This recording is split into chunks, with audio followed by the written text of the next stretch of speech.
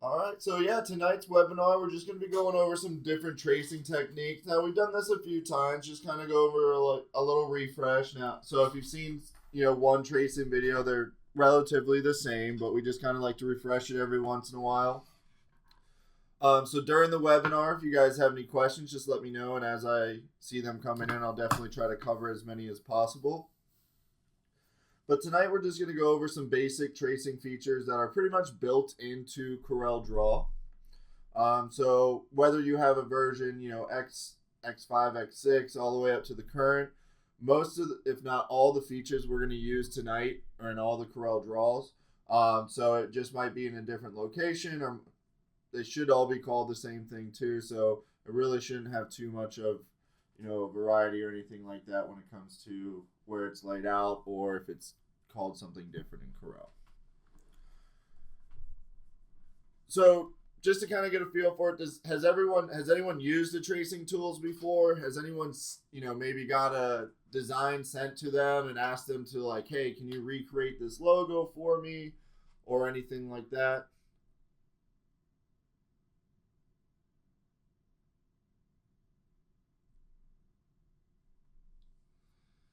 Okay, so a little bit of everything. Awesome. Hey Jerry. Of course, always. Awesome. All right, so yeah, it looks like we got a kind of a little bit of everything in here. So again, if I show you something new and you have any questions, just let me know. And again, if it's, if you've already done a lot of the tracing videos, it might be a little repetitive, but just we're going to do a little bit of more designing in this one. So not only are we going to trace, but we're going to show you how you can make some quick designs, how you can trace and add to your mockups, and then just more of, an overall logo sent to you from a customer. So we're going to try to hit things more and how to apply it to your business instead of just showing you, some tracing designs. Someone asked, can you do an HTV from a rhinestone design? I didn't have one ready for tonight. If we have time at the end, I'll definitely try to do that. If not, Sharon, send us an email, and I have a webinar that I've already done that, and I can send it over to you. So it's going to be very similar to one of the processes we're going to use tonight. So you'll still be able to apply that same process to your rhinestones, or tracing a rhinestone. So sorry, I didn't know if I read the question, but someone was asking if we can trace HTV from a rhinestone design, which we can. It'll just be using the Spline tool that we're going to use tonight. All right. So I have a couple designs kind of set up here already. So this is more of like a logo that someone's going to want sent to us. This might be like a player or sports, maybe their kid or something like that they want traced out. And here we have kind of like a wall mock-up that we're going to add to our design software. And where it has your design here, we're going to get rid of all that. We're going to actually make it so you can color change the wall behind it and place your, wall graphic right on top of it. All right. So the first tool we have two pretty much tracing tools in CorelDRAW. And with CorelDRAW, you can get they have a lot more features, a little bit more than we're going to get into tonight. But they do have like black and white and everything like that too. That's a little bit more advanced. Tonight we're just going to be going over the basic trace bitmap and the B-spline tool. So in CorelDRAW, over here it's going to look like this, your freehand tool. When we left click and hold, you're going to see the B-spline. That's going to allow us to help trace a lot of these designs. And if you've seen Matt do any of his mock-up videos, it's the same tool we use to trace in the mock-up. And if you actually go to your mock-up creator, you'll see the B-spline right there. So you can grab it from the software or using your CorelDRAW toolbar. Yeah, so great question that already came in. Sometimes I can't get it to stop, or I make a mistake and wonder how to restart the B-spline again. So that's one of the, when we're creating these or using the B-spline, and I'll cover this question a little bit more when we're actually tracing it, but the biggest thing is you don't want to trace half your design, make a mistake, and have to start over. So using the B-spline, I'll show you how, if you do make a mistake, how to fix that either during the design or after you finish tracing your design. So besides the B-spline tool, the next tool we're going to use is the trace bitmap feature. So anytime you select any type of image in CorelDRAW, it will ask you or prompt the trace bitmap button up top here. So this is the next feature that's going to allow us to trace our design and turn it into a vector file. So then we can send it over to our cutter or anything like that. Now, there is one of the things we're going to kind of cover tonight too is when to use what tool. So the trace bitmap, if I tried to trace our soccer player here, because there's so many colors and it's not a high resolution image and it's just not, we have so much shadow going on in our design, this doesn't transfer well to if I wanted to cut this with vinyl. Now, if I wanted to just literally cut out this image, I wanted it exactly like this, just more of the soccer player, not the background, then I could use the trace bitmap, or I could use the B-spline and just pretty much crop that right out. But if we want to get like a silhouette of our player, something like that, that's when we'll use the trace bitmap. The B-spline. If I try to trace bitmap a design like this, it's going to give me like 100 colors, and it's just not going to be nice to send to like a vinyl cutter or anything like that. So the biggest thing is knowing what tool to use and when. So on a design like this, we're going to start using our B-spline tool, because essentially what we're going to do is just create a silhouette of this image. So if someone sends you like their design of our kid, their son or daughter playing soccer, baseball, football, cheer, and they want to customize our unique design, we can trace their exact pose of them kicking a ball, swinging a bat, anything like that, and use it in our custom design. So that's kind of what we're going to do for our first design here. So again, we can use the B-spline tool, same tool, two different buttons. So we have the B-spline over here on the CorelDRAW toolbar, or if you're working right from the software, you have it on your MockUp creator. So we're just going to left click, and it doesn't matter where I start in this design. One thing I like to do when I'm tracing is you'll notice if you go in too far, it gets a little pixelated, and it's actually a little bit harder to trace this way. So we kind of want to come out just a little bit where I can still see a lot of the design, and the more I kind of can see, the more I can trace at once without having to like move my mouse. So on areas that don't require a lot of detail, I might zoom out a little bit more so I can see more of the image when I'm tracing. If I want to get really detailed, and I'll show you when we're getting to like the cleats and stuff like that, I can stop, zoom in, and then start tracing again. So I'm going to just go ahead and left click, and that's going to start the trace. So wherever I left click, that's going to start.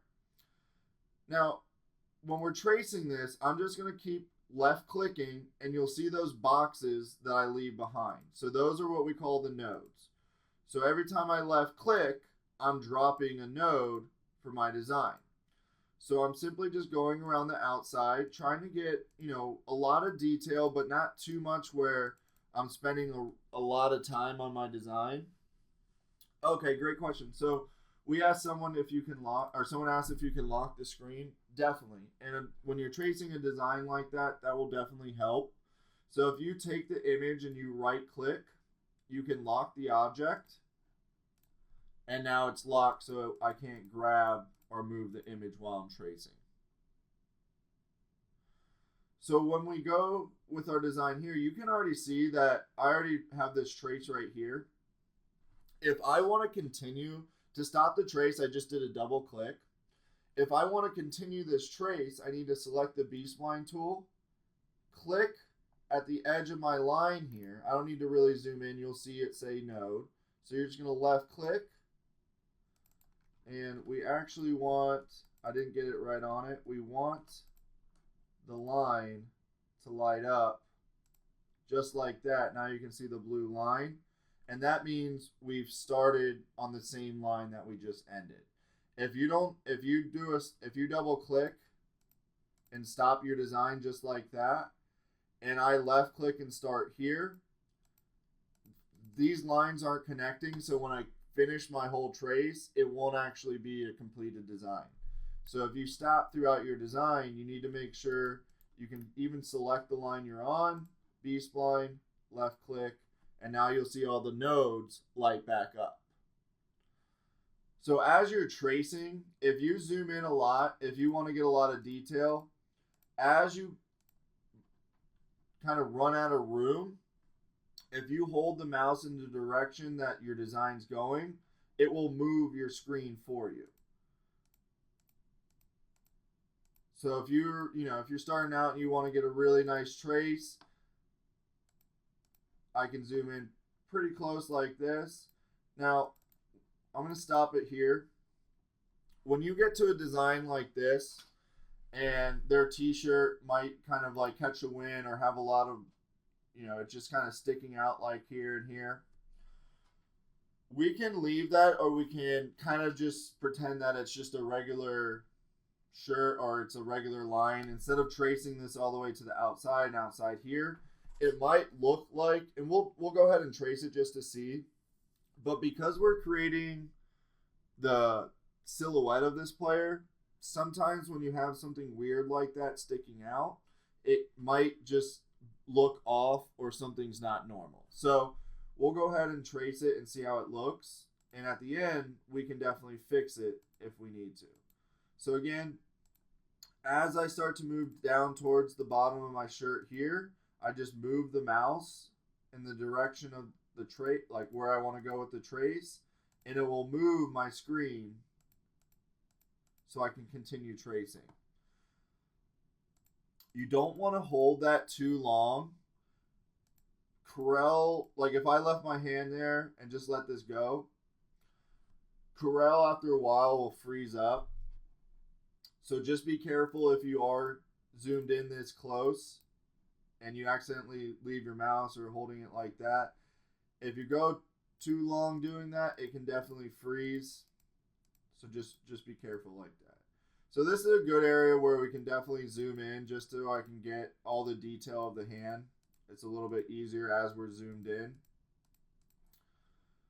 Once I kind of get past this point, I can double click, zoom out, start my line back up, and then just kind of go through the rest of his arm pretty quick.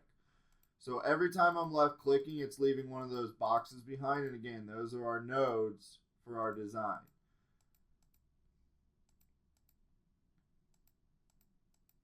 So this part here, I'm just going to ignore the t-shirt kind of flying out that way, and I'm just going to keep going right down to his leg. So once we get here, we're not going to keep tracing his leg there. We're just sticking to the outside of our design. So again, little things like this, we don't necessarily have to get all the detail, because when we actually create the design, sometimes even the more detail we have, it can make our design not look as nice just because there is so much detail. And when we trace it to a silhouette, sometimes it can just look off with all the detail. But we can definitely add it. And so something like this with the cleats, if I want to get those spikes in it, that's where I can zoom in quite a bit and try to get some of his cleats in there too, rather than just having, like a flat shoe. So it might be a little bit hard to trace just because of the pixelation.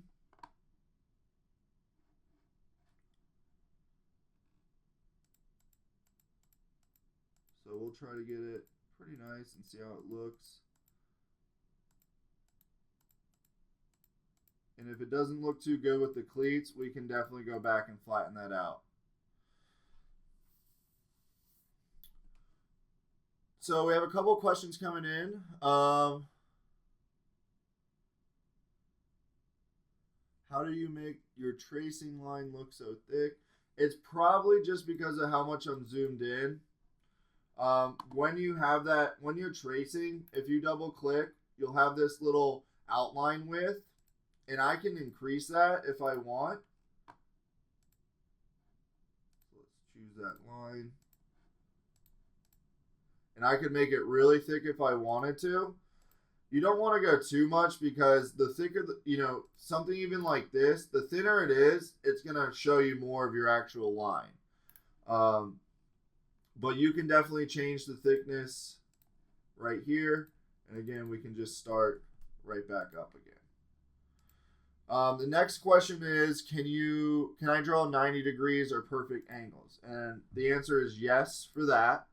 Let me zoom out a little bit real quick and see if we have, so it's not necessarily a 90-degree angle, but I'll try to use it right here just so you can see the difference.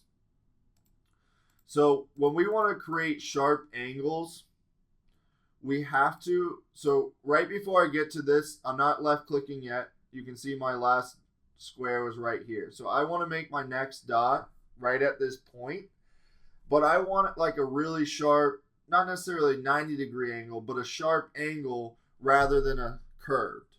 So to do that, before I left click, I need to hold V as in vector, and then I can left click, and then release my V as the V key, and then I can continue on with my rest of my design.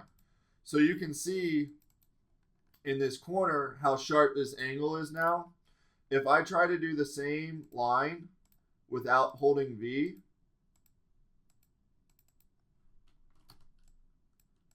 that's what I get.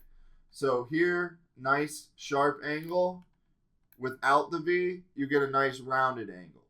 So depending on your design, this one we're not going to probably hold it too much, but there are a lot of designs. Like if I was tracing this Bucks logo, there might be a couple more areas here where I need that sharp point rather than a rounded point. And let's just jump to this real quick just so we can see a little bit better on this flag. But if I'm coming into an angle here, this black one, I'm not going to change anything. I'm just going to simply left click. And I'll change that to red just so we can see it. And now the next line, I'm going to do the same pretty much, flag trace. This time, before I left click at this point here, I'm going to hold V as in vector, left click, let go, and then continue my line. So you can see the difference from an angle here, my red line, compared to my line here. This is going to be, when we have angles like this, that's just holding V as in vector just when we're clicking that spot. So once we left click and we're here, I can let go, and that will give you the nice continuous curve angle. If I hold V the whole time, once I get to this point, if I continue to hold V as I'm going up, you'll see these angles are a lot sharper than rounded. So if you hold V through the whole design, that's not going to be good either because you're going to get these rough edges. So it's going to be a combination of holding that V key when we get to the sharp angles, letting go, and then as you go around the rounded edges, you just left click and it will naturally round that edge for you. Any questions on that part? Hey Pillar, welcome. You haven't missed much, so you're good. All right, so we'll jump back to our regular design here. And again, I'm just going to find that. Now, you can see I just left click. I thought I was continuing this line, but the rest of my line isn't lit up. So that means I didn't get that right. So I need to go back, delete that, go ahead and select my line, and that's going to be my blue line here. And let me go ahead and make that red too. Maybe it'll stand out a little bit more. There we go. And I'll go ahead and select that. And now you can see the blue boxes on there.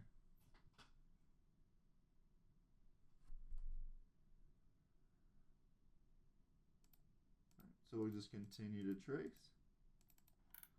and I'll zoom out a little bit. So this is the part where we're gonna make an error on purpose, just because someone asked earlier, like if I make a mistake when I'm tracing, what are my options pretty much? So let's just pretend we're at this point here. I'm tracing the shoe, I come down here to the edge, and I accidentally come way out here and left click. So now if I try to go back, I have this big gap around my shoe that I completely kind of went around. So to fix this, I can double click and end my line. And then what I can simply do is go to my pick tool, click on this line, it will highlight all the nodes, and I can just double click on this box and it will delete it, or I can take control of this box, move it in, and just fit it around the shoe. To zoom in very quickly in and out like I am here, sorry if that's making you dizzy, that's just the zoom, the roller on your mouse, the little wheel on your mouse. That's just your zoom in and out. So when you're working in Corel, it's very important when you're using the zoom that wherever your mouse is, that's where it's going to zoom in towards. So if I'm trying to zoom in, let's say I'm trying to zoom in my foot here, and my mouse is over here on his left hand or his right hand, and I'm trying to zoom in here, just because it's kind of in the center of my page, it doesn't matter. It's going to follow my mouse to his hand. So we just need to make sure if I want to zoom in on the shoe, I put my mouse on top of the shoe, go up on the wheel, and it will zoom right in.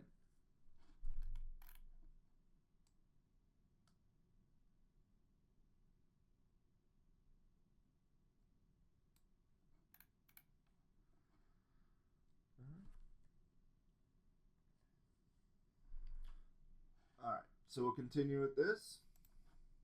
So again, I'm going to click on. Again, it didn't find my line, so I'm going to click on it, left click, it'll light up, and then I can keep tracing. There's kind of some cleats in there, and I can go back and round these or square off those edges, so I'm not too worried. Again, at this point, this is a really zoomed in trace. The reason I don't like to zoom in this way is, one, it's a little pixelated, so sometimes it's a little bit harder to see the actual line we want to trace. And then two is because you constantly have to keep moving your mouse up or around your design to get the trace. So if we zoom out a little bit and come right back in, now I can make kind of bigger, in between each node, I can have a little bit more room, and I can knock out this trace a lot quicker. So I tend to kind of trace something more like this. And if I need the detail of his hand, this one's kind of like a closed fist, so I don't need too much. But this is the point where I could double click, stop, zoom in, start my line up, or start the line again, and then get a little detail on the hands. And again, you can see how pixelated it is when we're this close. Zoom out, and then just continue my line.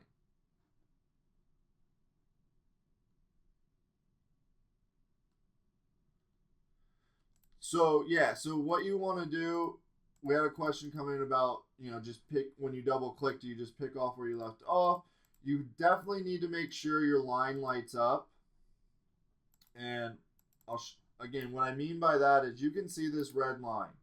So if I stop and I zoom out and I want to get, look around my design or anything like that, if I just left click and you don't see on that line to start up again, and you don't see all the nodes around your line light up like that, that means you haven't started you're starting a new line rather than continuing the one you just made. So if you stop your design, I come here and I left click to start up again, you can notice how only the nodes on my new line are lit up. None of the other ones are. This means I have a problem because those lines aren't connected now. It's not going to be a closed object at the end. So if that's the case, we want to go back. And it's a little easy if you actually click on the line and then select the B-spline. Click on that last node, and then you're pretty much good to continue your line. And you can see how I just left click and all the nodes on this side are lit up. Yeah, so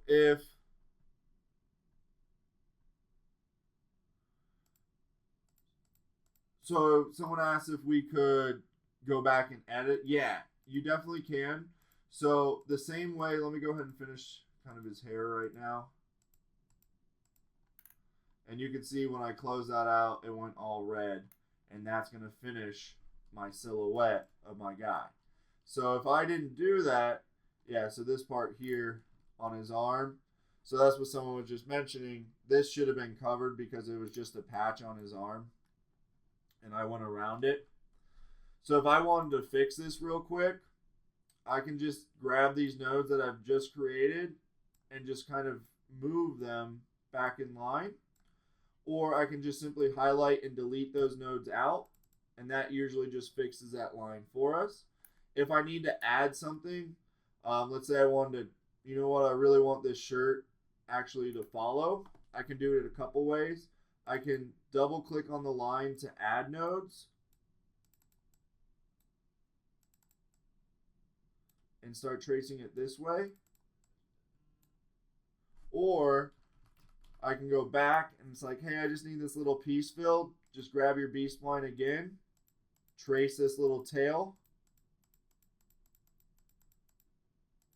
and then I can just weld it to my original piece, and it looks like his t-shirt now.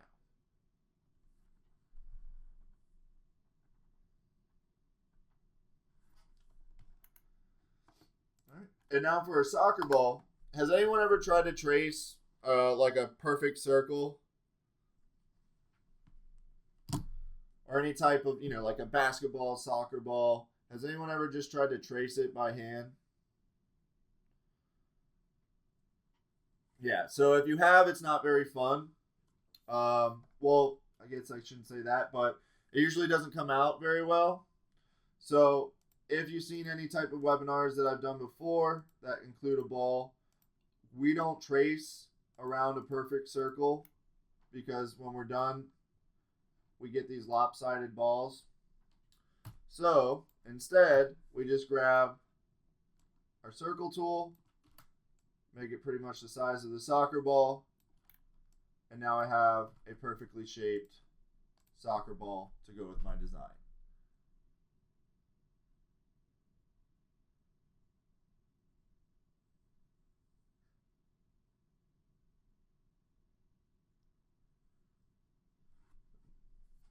So now once we trace our design, now we can add, you know, create these designs and customize it for our clients where this is actually their son or daughter now, and we can incorporate it into their, you know, their gear or their t-shirts, anything like that. So pretty simple. We'll just use some basic text.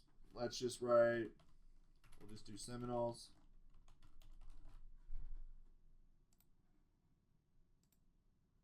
And just an impact font.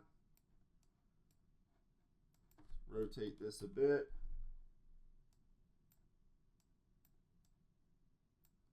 And let's go ahead and we're going to use our text spacing tool, and I'm just going to bring in the text just a little bit.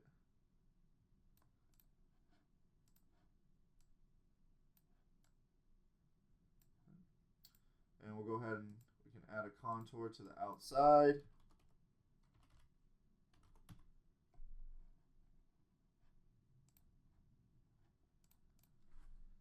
And then we're just going to place our soccer player right on top. Make him black. And I'll put a little bit of a white contour around the outside of him too. This is just kind of to show you what the design is going to look like.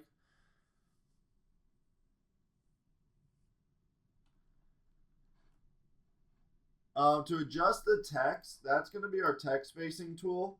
So once it's situated like this, you can either hit the TS, and because it's rotated, it's actually works a little bit different. You're going to use, when it's rotated like this, you're going to use the right side, and if I pull down, it'll space it that way, or if I pull to the right, it will space it away, and if I pull to the left, it will get those letters a little bit closer. Or you can manually do it just by clicking the distance away or getting those letters closer together. How do you adjust the contour? So to adjust the contour, all I did first was we clicked the contour tool. This is going to pop up. So we did an outside contour. My kind of offset or contour offset is going to be controlled right here. So if I want that bigger or smaller, I can adjust that. And right here with the paint can, that's going to be our color. So I can change that to whatever color I'd like.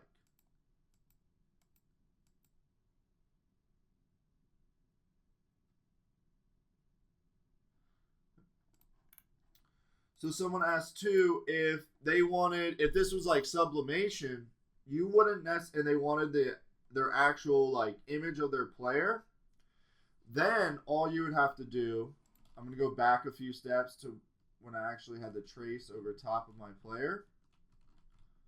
Should have done it then. But once this is set up here, all I have to do is select my player, hold shift, select the image behind it.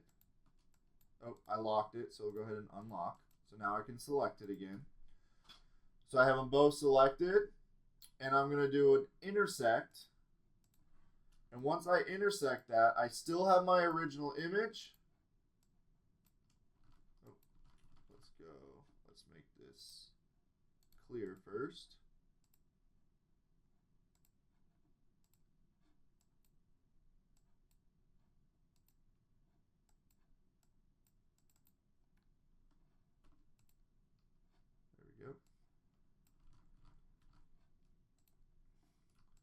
So now I'll do the intersect.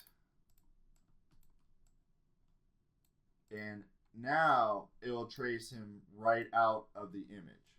So if I had sublimation, if I could do sublimation or anything like that, or maybe like a direct to garment, where I can use the exact image of my player, then I can cut him out just like that using, so I'm still going to use the B-spline tool to trace around it.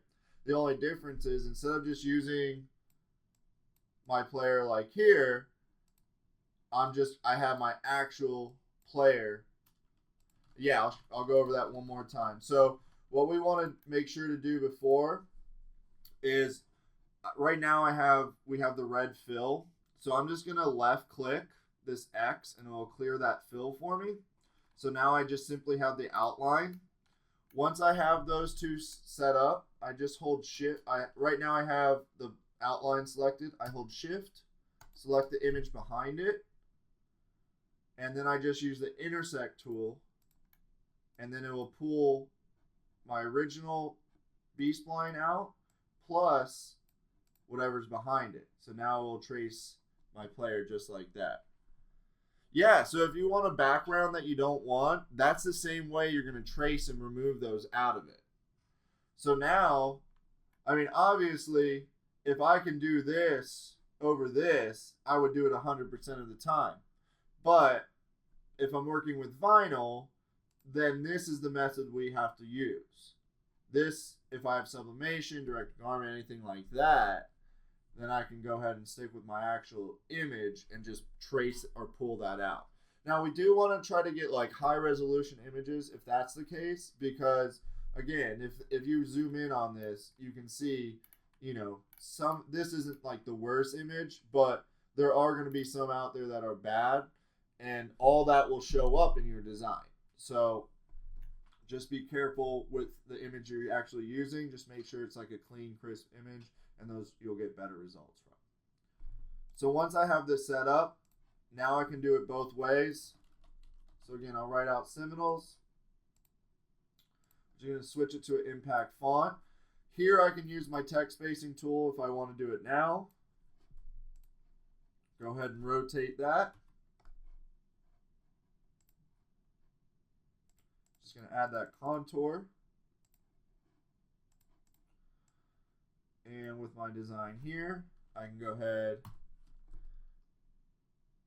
Yeah, to get our player here, it's the outlines there. You select both of the image and then use the intersect tool.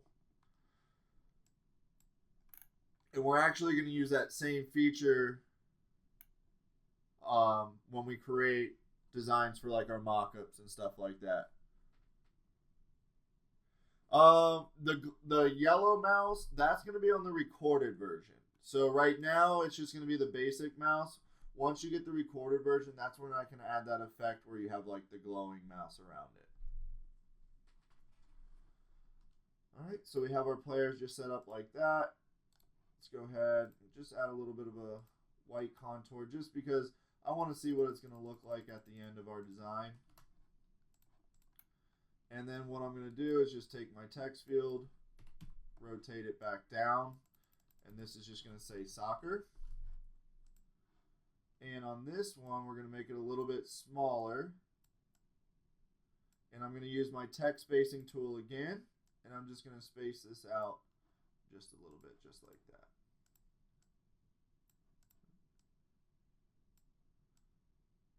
So just like that, we have a nice little design we can use. This can go on t-shirts, back of a car, anything like that.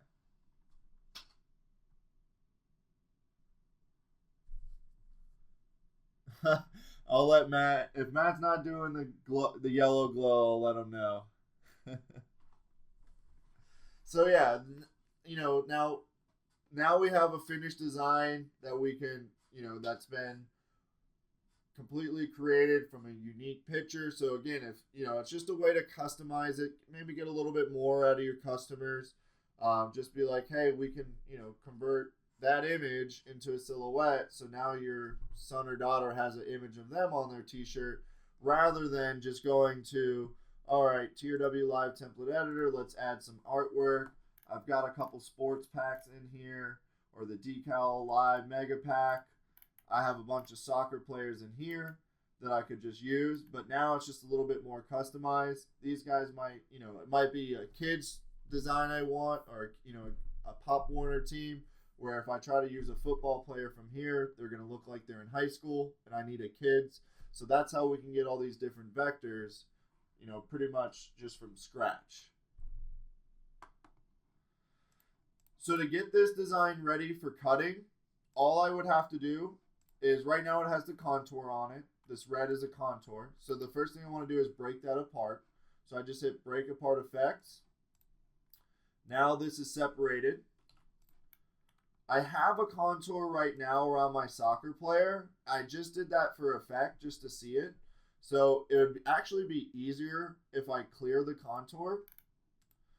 Now all I have to do is use my magic boundary. I'm going to hit contour, remove shapes behind, set this to about 0.04, select my soccer player, click the boundary tool, and now that actually removes all that from my designs. So pretty much at this point it's ready to cut. If I don't want this to be layered right on top, I can then use the magic boundary again, maybe set it to 0.02. Actually, I could have left it at 4. And I can select the gold on top, same button, and now that separates my vinyl so I don't have to layer them right on top.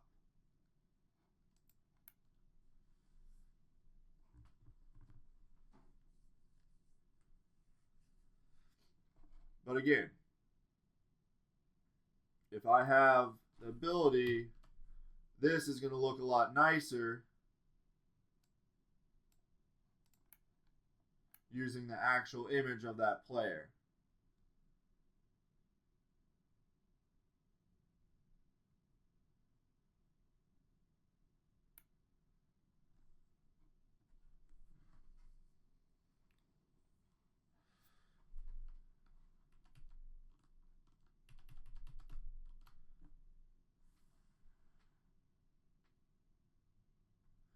Yeah, so someone mentioned, you know, the contour lines and stuff like that, like little lines like this.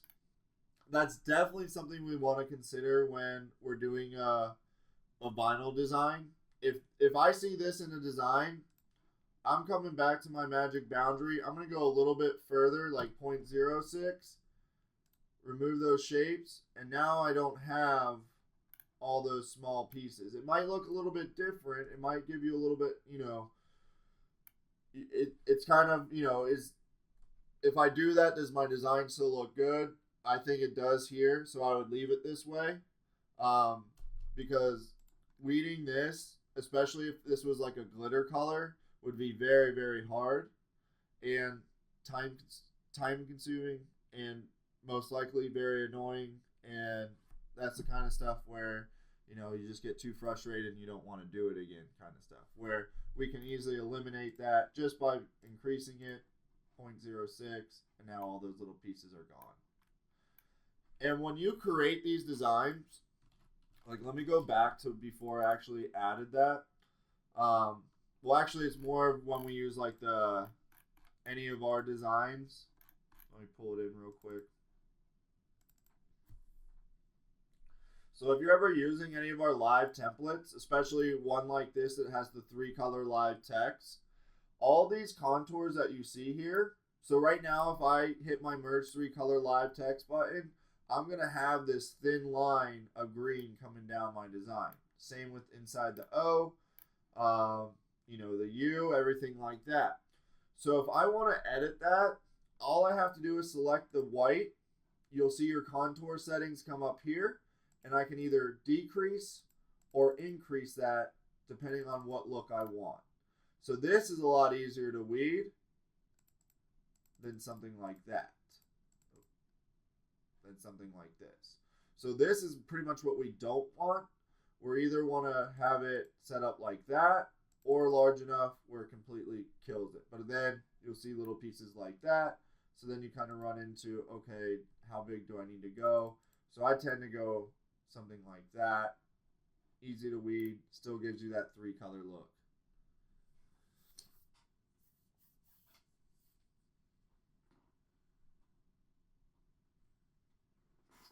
Yeah, so you can still, these have shapes to them. So right now this is just an envelope shape. So when I click it, you can kind of see the nodes. So you could still come down and edit them and stuff like that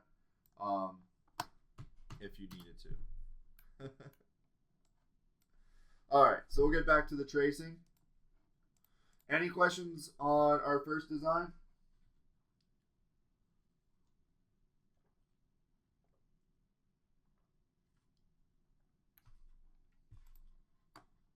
All right. So our next one, we're going to go ahead and we're going to add a mock-up. So I'm going to bring this to a new page just because I already have a bunch of stuff going on here. So we're just going to place our mock-up right in here. Now, with this design, what I'm pretty much going for is this wall here, because this is like a two-tone wall. So this is kind of like going to stay the way it is. This whole area, I want to make it so I can not only place my mock-up here, but I want to be able to change the wall color too to match whatever I want, really. So if I have a particular color design that I want on there, I can change the wall color behind it too, so it's not always just this blank gray wall. And secondly, we need to cover your design here. So this is taken from the web. I just typed in, I think, blank wall mock-up or blank walls into Google. Now these are copyrighted images and stuff like that, so I wouldn't, necessarily use this one, but this is kind of just to show you the process. We're not technically really selling anything, but again, it is someone else's, design and everything like that. So just be careful if you are taking if you want to use this process. I would recommend, if possible, just to take a picture of your own wall, or a blank wall somewhere around, even going into a random store or restaurant. If you find a nice blank wall, take a picture of it, and then you can use it in the software. So what we're going to do is pretty much just start at the top here, and we're just going to B-spline our main walls. So I'm going to come all the way down here, right to the couch pretty much.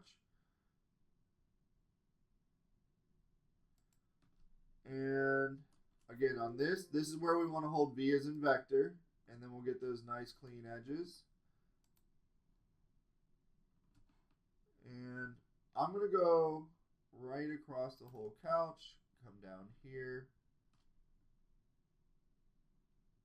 and then just go straight back up.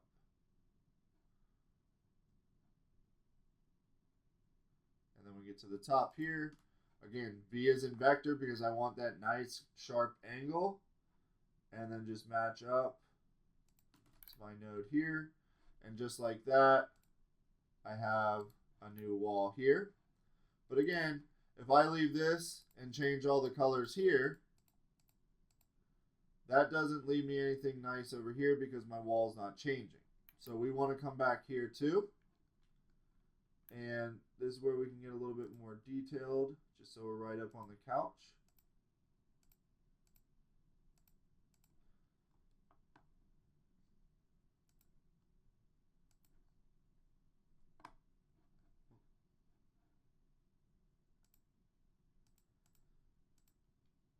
And we're just going to the wall. We don't want to get the floor, so I'm going to stop here, cut across, and then just kind of go around our object that we have here. I'm going to zoom in a little bit just so I can see it a little bit nicer.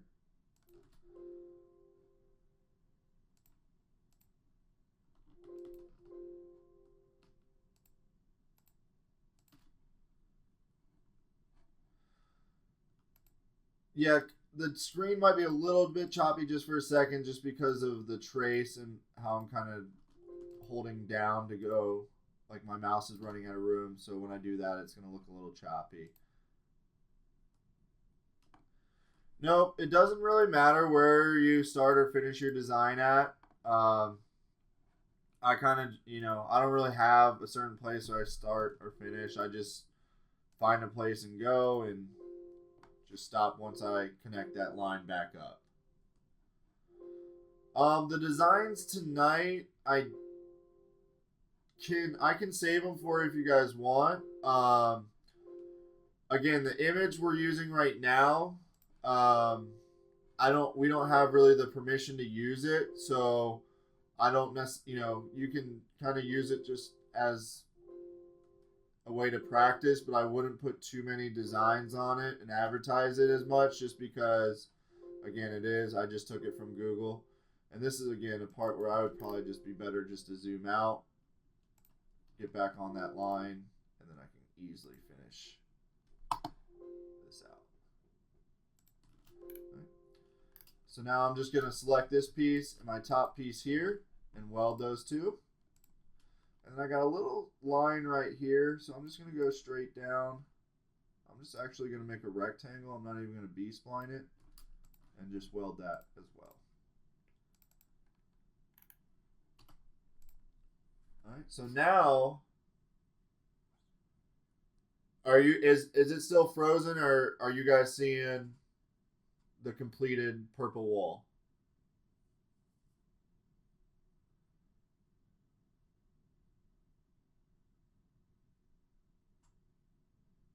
Okay, all right. So at this point, it's a color changing mock-up because nothing like the furniture is not going to change. This isn't going to change the floor, the scenery. Nothing's going to change except our wall color.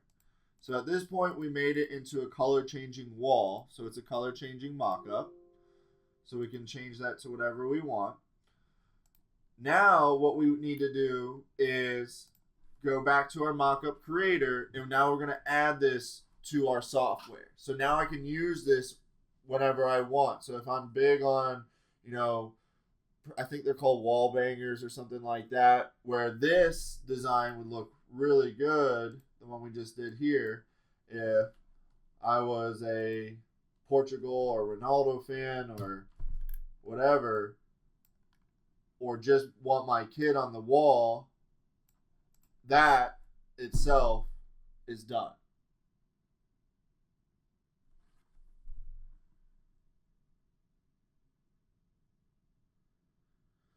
So someone asked if we took a picture somewhere and there's a picture on the wall. If we didn't trace the picture, yeah. So let's say where it says your design here, there's a big picture on this wall. Well, we just covered it up with this blank canvas. So you're never going to see what's behind here. You're never going to actually see that. So even if there's something on that wall that you're using, it's okay because we're pretty much tracing over it and making our own wall. All right, so we're going to go to our mockup creator.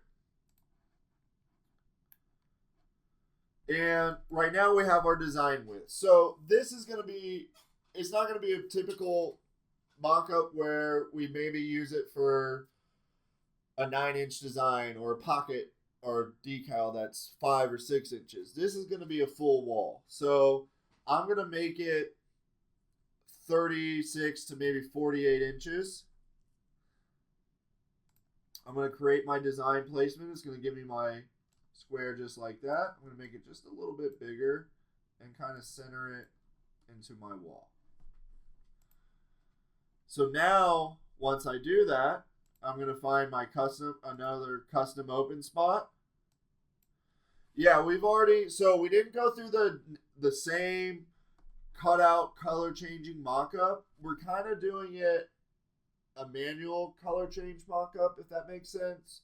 So if I just took this image and I went cut out color change mockup, it's not going to necessarily do what we just created. We manually need to trace that wall, and now we're going to make the wall a color changing mockup. So we're not actually using create the auto boundary. We're not using this cutout color change mockup. All we're using in this mockup creator is the design width and saving it to our mockups. So before I save it, this part here in my background are going to be grouped together. So this is all a grouped object now.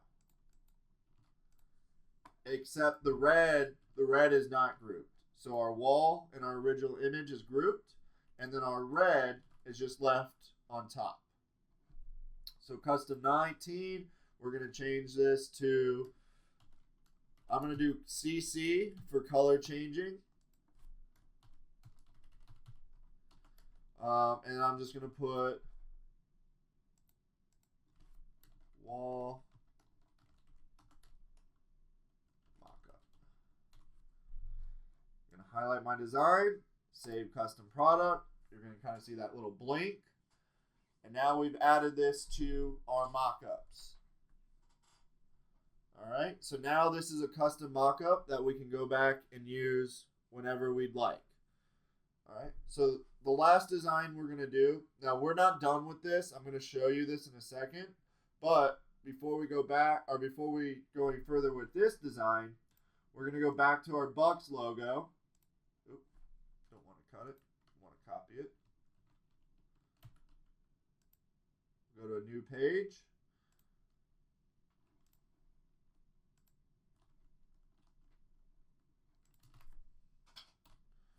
All right, so now I have my Bucks logo here. So this is kind of like a design someone's gonna send you and say, "Here's my logo. Can you put this on a T-shirt or anything like that?" So if I again have sublimation or anything like that, I could just B-spline the outside of this and I'm done. If I want to make this for a vectorized design where I can use it with vinyl, that's where we're going to use our trace bitmap feature, because something like this would take not forever, but a very, very long time to trace by hand. Plus, you're going to get a lot of these areas that are going to be pretty intricate where if we don't do it correctly, it's just not going to have the same look. So something like this, a logo here, is something where we'd use the trace bitmap feature instead. So all I'm going to do is left click. I'm going to go down to outline trace. And you're going to get these 6 different options. So it really doesn't matter which one we choose first, because whatever one we choose, it all goes to the same page. So I'll start with line art because it's at the top. Usually I start with a clip art, but we'll just start at line art because it's at the top. So it's going to bring you into this power trace. You'll see it at the top left. If you haven't used this before, it's going to start with the before and after image. So this is our actual picture, and this is converting it into a vectorized object, our design. I don't care about the before, so I like to make it a large preview so I can see exactly what I'm working on. Now, when we create this design in this section, we want to look for a couple things. The first is pretty much the clarity of the design. How did this trace? And we can zoom in using the mouse. If I zoom in, you'll really see some of these pieces and the cut lines, especially down here, not looking the best. Not necessarily a bad trace, but definitely is going to take a little work to fix up. So that's when I'm going to go to my next option. So I'm going to go to logo. It's going to run through the logo. You'll see now I'm missing a piece over here. Everything else, though, came out pretty clean with my design. I don't have all those sharp little pieces anymore. So we'll keep flipping through them. Detailed logo. All right, I got my sword back. I don't have as big of messes through here, so that looks pretty good. So this is definitely an option we could probably go with.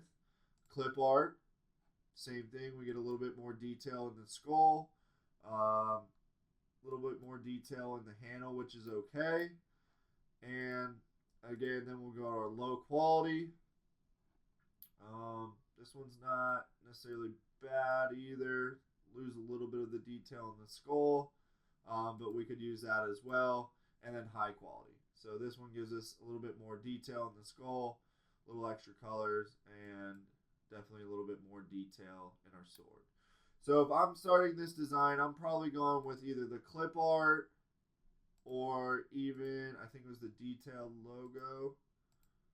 One of those two, or even the low quality wasn't that bad either. So yeah, let's go with the low. We'll start here. So once we figure out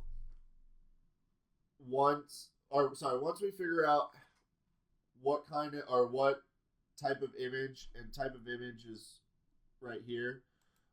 You could use the high quality. Someone asked why not high quality. It's definitely, we could use this one too. It just gave us a little bit more stuff going on in the handles. So it was just going to be more editing work pretty much. So when I switched it to low quality, it seemed to make those handles more of a one color design.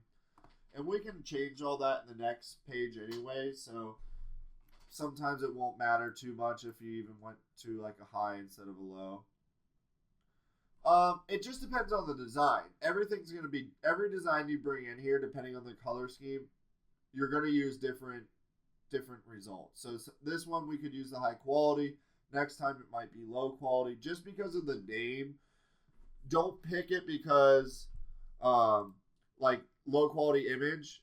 This is fine the way it came out. Just because of the name, I bet 60 to 70% of people starting this that haven't used this, just because it says low quality image, probably wouldn't want to go with this option just because of the name low quality.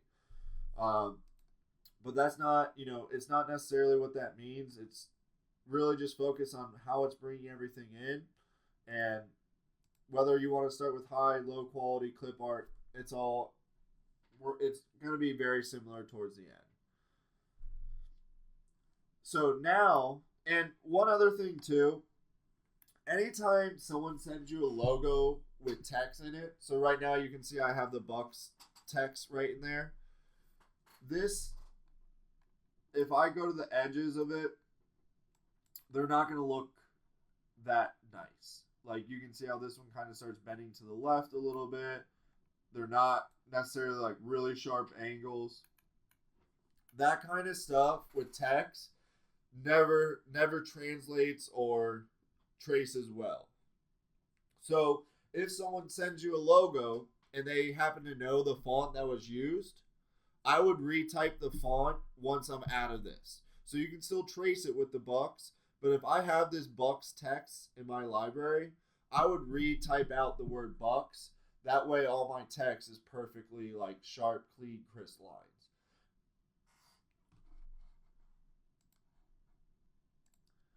All right.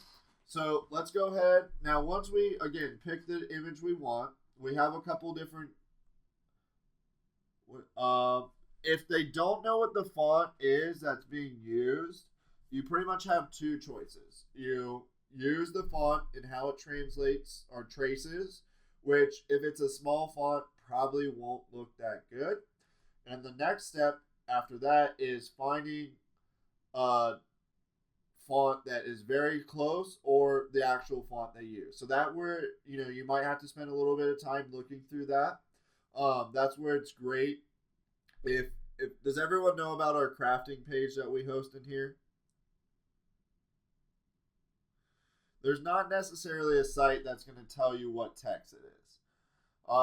But if you're not familiar with our crafting page, let me pull it up for you guys real quick.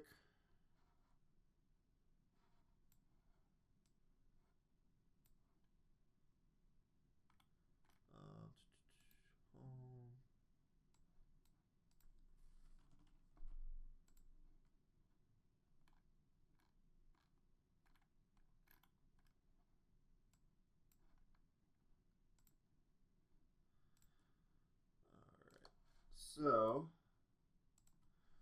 this is one of the pages we host, crafting with rhinestones and vinyl. So if you guys aren't familiar with this page, I would go follow it right now.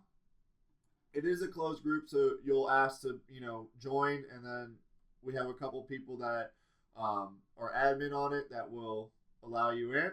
This is a great place to kind of ask those type of questions. And by the way, everybody, it is Todd's birthday today. Is he in here? I didn't actually see him, but for everyone that knows Todd, it's his birthday. So if you know him, give him a shout out. If not, you can go to this page. Pillar put a nice little post here. Where is this from? Indy or trip to Indy? But anyways, on this page, like something just like here, many of you were asking what the light on my heat press was. This is a little post attached for it. But this is a great place where if you don't know a certain font, just post a picture in here and say, you know, does anyone know the name of this font? And I would say 70% of the time people nail it. And then the rest of it is at least the font that's close to it. So definitely check those out. Or check this page out. And then also, you can always ask our Facebook page. So you just the basic The Rhinestone World Facebook page. You can always ask questions there. Send us, you know, a message, a private message if you rather, and we can try to find that font or help you find that font too. All right. So great people on this page. If you haven't joined it, I definitely would recommend joining it. It's, you know, a place where it's not meant for sales or anything like that. It's just help. All right. So back to our design here. So right here we have a couple options. Delete the original image. That's going to delete that picture that we brought in. So I usually delete that. Remove background, you'll see is checked. So where it has this transparent background, that's the white that it sees, and it's removing it. Now, because of this design, it's kind of seeing a couple different shades of white. So that's why you see half the image over here still has a white around it. If I click remove from entire image, any of the white that it thinks the background will be removed from the image. So it looks like a little piece of his head got removed. I'm actually going to leave that in there. Everything else pretty good. So before we hit OK, we want to go to our colors. So our colors tab is really important once we figure out which type of image we're going to use. Because now we need to go in here and combine all the light colors. Because right now we have 8 shades of gray. And we only have one gray color. So that's a problem. So what we want to do is hold Control, select all the gray, I'm just going to click merge, and now I only have one. Same with all my whites. Just holding control, left clicking, merge. All my blacks, merge. All my reds, merge. And now I have my basic colors. Yeah, you'll be able to view this later. It'll all be recorded and usually up within, we say 48 hours, but lately we've been getting them up pretty close to the next day, early next day. All right, so now we only have 5 colors to deal with instead of 22. Yeah, if anyone, you guys can all, if you join Matt's webinar, you can definitely give him a hard time and let him know that Gabe and myself are a lot quicker with getting all these videos up. He's going to give you some, lame excuse that his webinars are longer, it takes longer to upload and everything like that, but I'm not buying it. All right, so we'll go ahead and get this last one finished up. So now you can kind of see how the white around my entire design has that transparent look. That's kind of what we're going for. CorelDRAW is a little weird in the fact that it always has to have at least two colors in here. So if I reduce this to 2 colors, oh, it went both white, which is weird.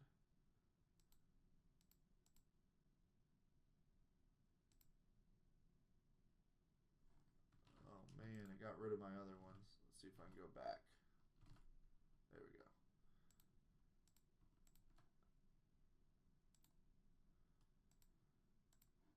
So I'm going to try to delete the white out.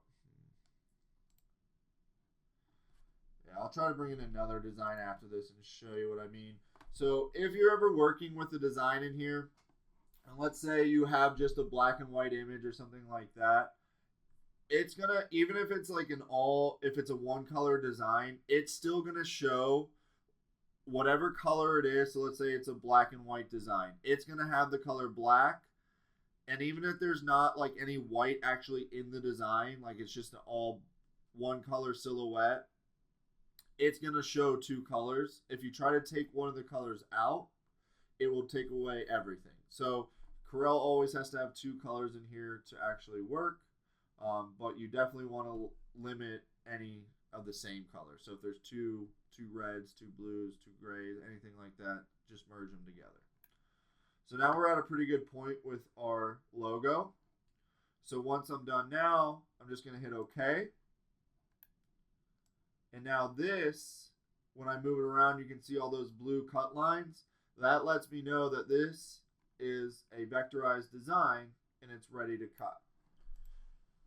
So with our design now, the one kind of downfall to a trace like this is it's gonna start as it's all grouped together.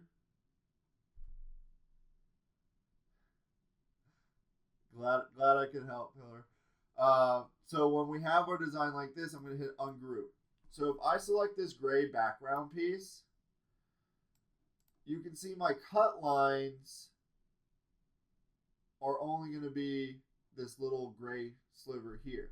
So if I go to press this and I'm off a little bit, that's where you run into those problems like here, where your shirt bleeds through and everything like that.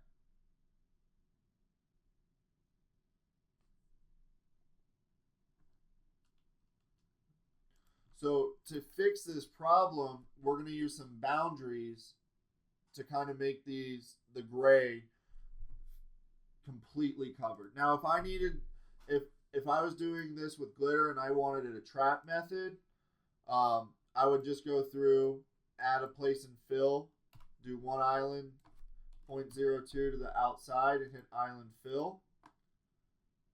And that will give me my new gray piece. So I can delete this one here. Make this gray and move it to the back. And now this is underneath that black just a little bit. So this is like a cheap or like a backwards way to trap something that's already pretty much trapped or pretty much doesn't have a backing to it. But if I was using this for, you know, easy weed or anything like that, instead of using that method, we would use the boundary. And what I would do is just create a boundary around my design. That's going to make this whole piece solid. So I can change that to gray, move it to the back, take my layer here, and remove that. So instead of having a piece like this, now our gray looks like that.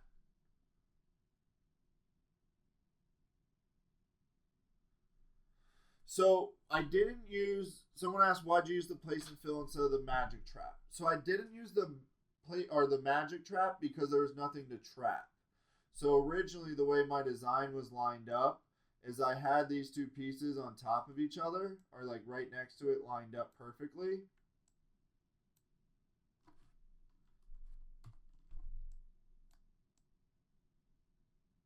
So there's technically nothing to trap.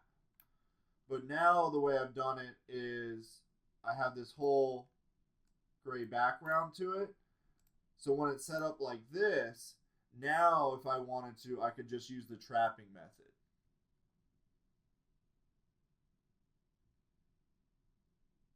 Because it's a solid piece behind it. Does that make sense? Yeah, so if I wanted to use this for glitter, I could, if I wanted to use this for glitter, the easiest way is doing it like the first way and probably just increasing this 0.02, moving it to the back, because right now, if I click on this piece, this line ends where the black piece starts. So I need this gray a little bit underneath. So I would just do an island fill to the outside, 0.02. Because if we look at our magic trap, look, 0.02. So I'm using that same number on my islands here just to increase this size. So now I take this island I just created. I'll make it green so we can see it. I move that to the back, get rid of this gray here, and now my green actually goes underneath my black. So if I have any issues where my vinyl shrinks or I don't line it up perfectly, instead of it, see how when I move this a little bit, I don't see the white t-shirt for, or that white background for a while. That's what that's going to help us with.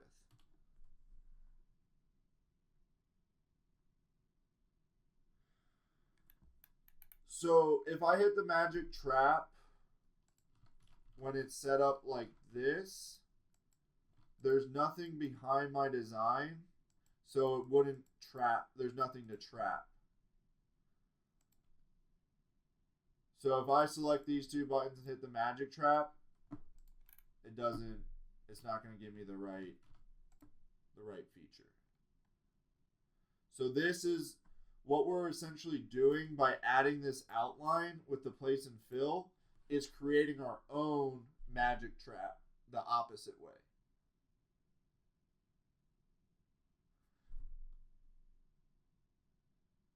Gotcha. Yeah, so the magic trap doesn't add any type of contour. What the magic trap does is, let's say I have my skull here. Let's grab all of it.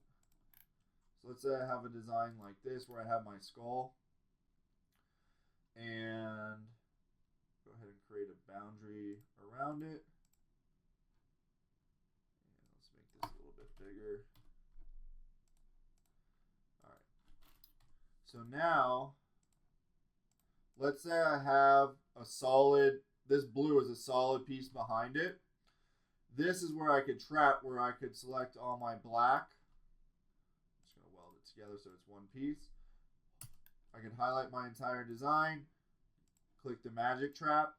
Now it doesn't look like much has changed, but this black layer now actually goes underneath my blue, and if I remove it, it's cut out.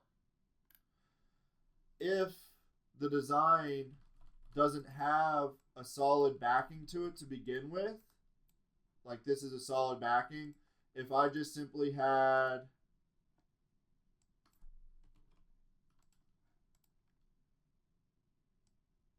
maybe something to the outside. It'd be hard to kind of show that example. But let's see if we did it this way. Let me create another boundary.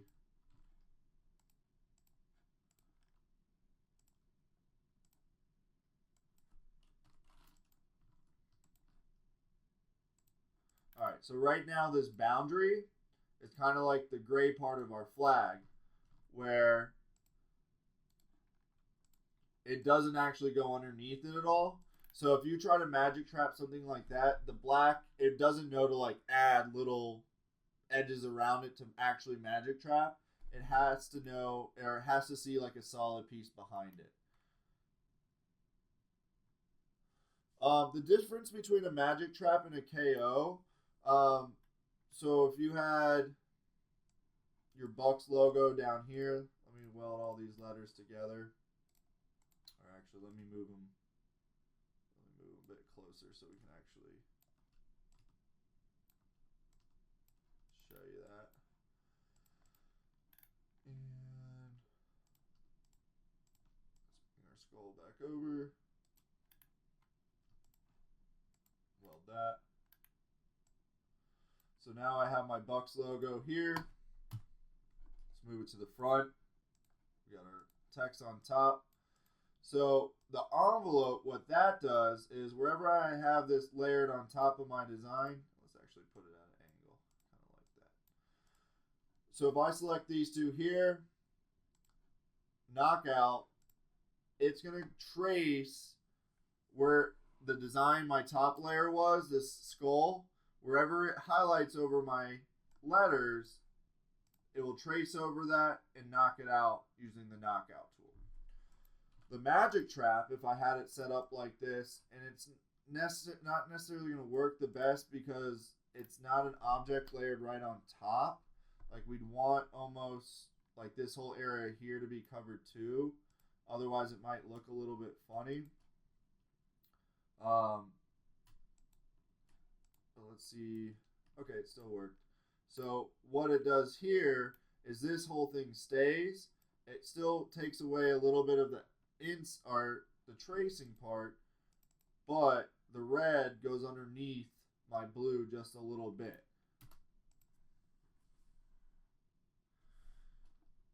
Yeah, so if when we're using the knockout, if I had it hanging off a little bit where the skull's like off the top here and I wanted to keep that part, it's just a right click on the knockout. It's still just going to cover or highlight that area, but it will leave these pieces up here too. But you can see there's separation here where the magic trap's going to allow it to, and actually let's do this side by side so we can see it a little bit easier. So on the left hand side we'll have a knockout, a left click knockout. On the right hand side we're going to do a magic trap. So the knockout is just taking what's highlighted over, and then the magic trap is simply just allowing it, it's still cutting out behind it, but it's giving us a little overlap now.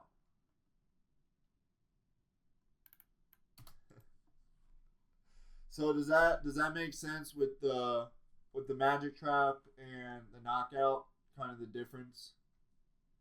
Okay, perfect. Awesome. All right. Yeah, the KO, usually the KO is a little bit more popular, adds a little bit something different, but the magic trap definitely has its features, or it has its time and its place. The magic trap's probably better if you want your design not to have these kind of your t-shirt showing through as that third color, where if you want it layered right on top of each other, but you're using a vinyl that can't be layered, that's when the magic trap is very handy. The KO is always going to give you this cool little look, but it's always going to separate your colors.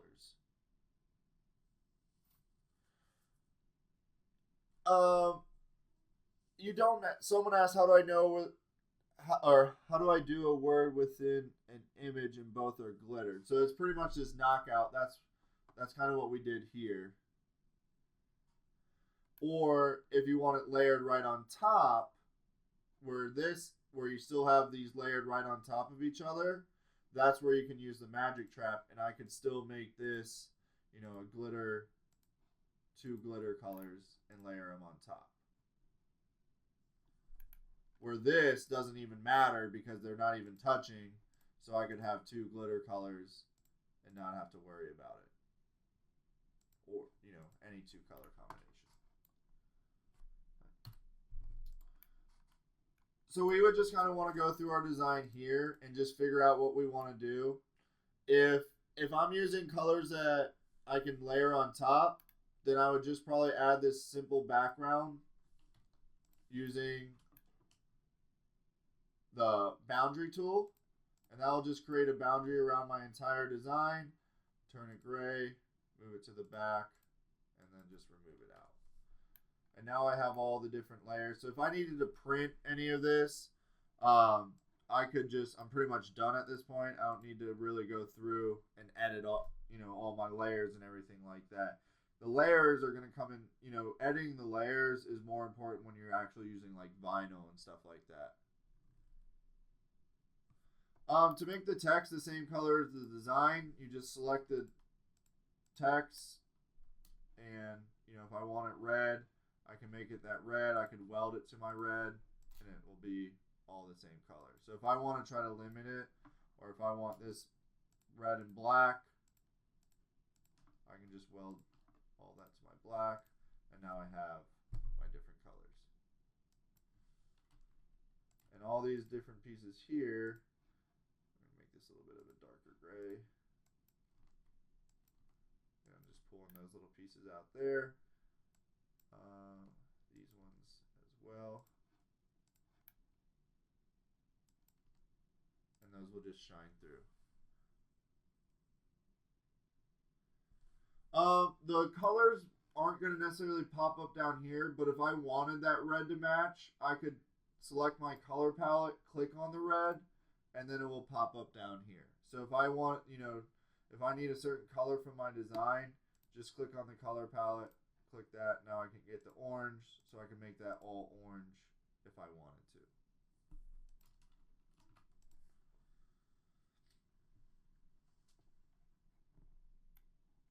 All right, so now when we have our design finished up like this, now it's all vectorized, ready to go.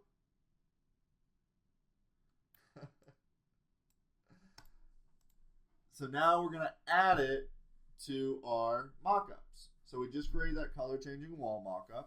So now we're going to go to our mockup tab, quick product, custom, CC wall mockup. So I just use CC as color changing. That's just, you know, preference. You can name these however you want. So we're going to select CC wall mockup. You're going to see a little picture right here. Save product. Design, save design, create the mockup. Now, does anyone know why my design came in really small on my wall? And I need to get rid of some color in it. So the reason that came up so small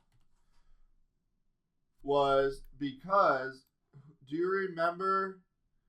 No, I didn't screw up. I did it on purpose.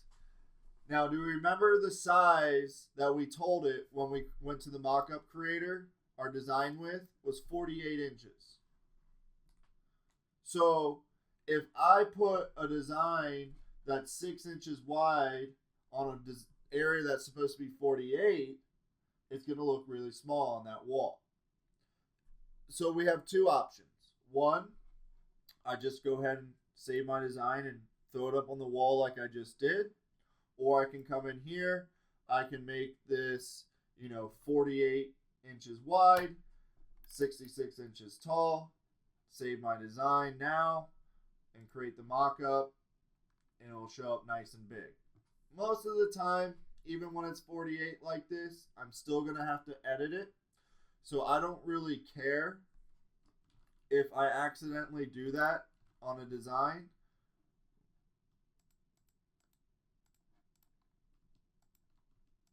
So my design, again, it's 6 inches, almost 7 inches wide.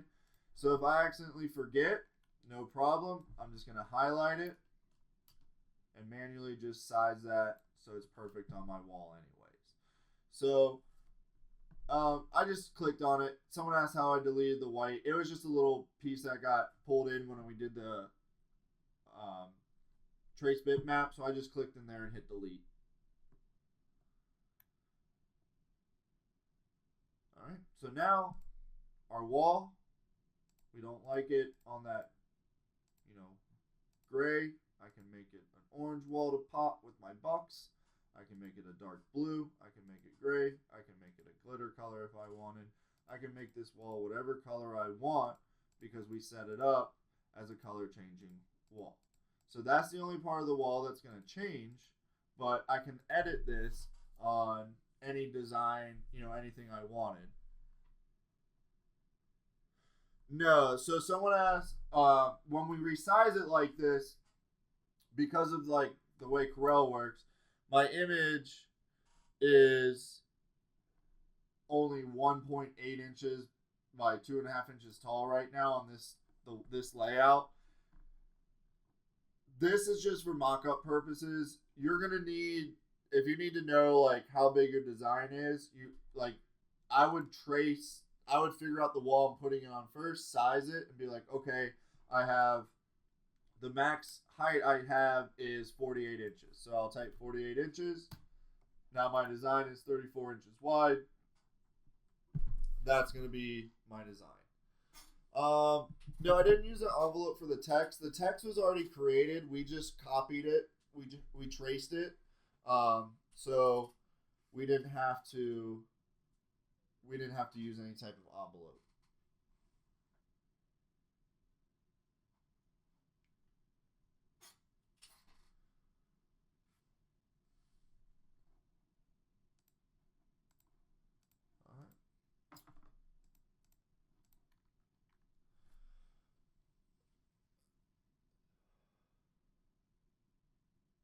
Yeah, I can definitely pass that on.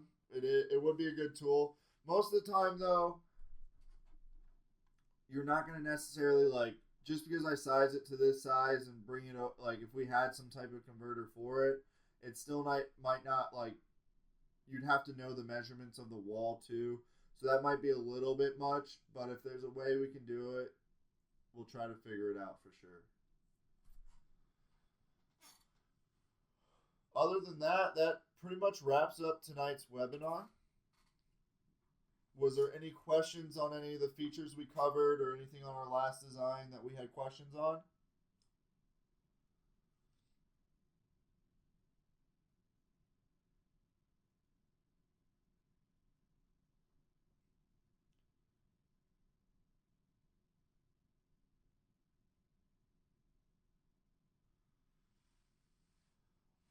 To create, someone's asking how to create this look with the text. That would actually be pretty simple. What we could do is I could write out the word bucks, find the font I want to use. So this is not the font that was used, but we're just going to pretend it is. And then all I'm going to do is hit the B. This is going to break apart my text into individual letters. And I'm just going to select the B and the S at the same time. Make those a little bit bigger. And then just move them right back in. And I might have made them a little too big, but you get the point. So make them a little bit bigger, bring them down, or bring them back over. I think this one might have even dropped it to like that. But however it's set up, that's how we would kind of get that text effect that you see on this design here. So a lot of it's just going to have to do with the text too. These are a little bit wider than those ones, so it's going to look a little bit different.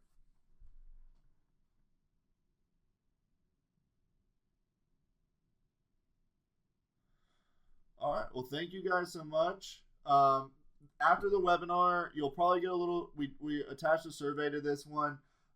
Nothing crazy. I know a lot of you guys already have the CorelDRAW and the Wizard, so It's just a couple quick surveys. I think there's like 4 or 5 questions. But yeah, if you guys want to fill that out, again, it's just kind of basic questions about the software. If you want any more information, just kind of let us know. So if that's the case, just fill that out, and we can definitely contact you. Otherwise, tomorrow night, Matt's got his webinar going on. So if you guys haven't signed up for that one, I believe that's tomorrow night at 9 p.m. Let me see if I can get that pulled up for us real quick.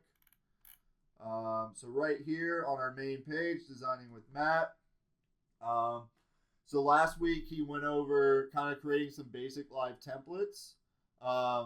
This time he's going to get more into some more difficult, more advanced live templates. So it's going to, not necessarily a part B, but just a, continuation a little bit from last week and going into some more complicated designs and, envelope shapes and stuff like that. All right, well, thank you guys so much. I really appreciate all the comments.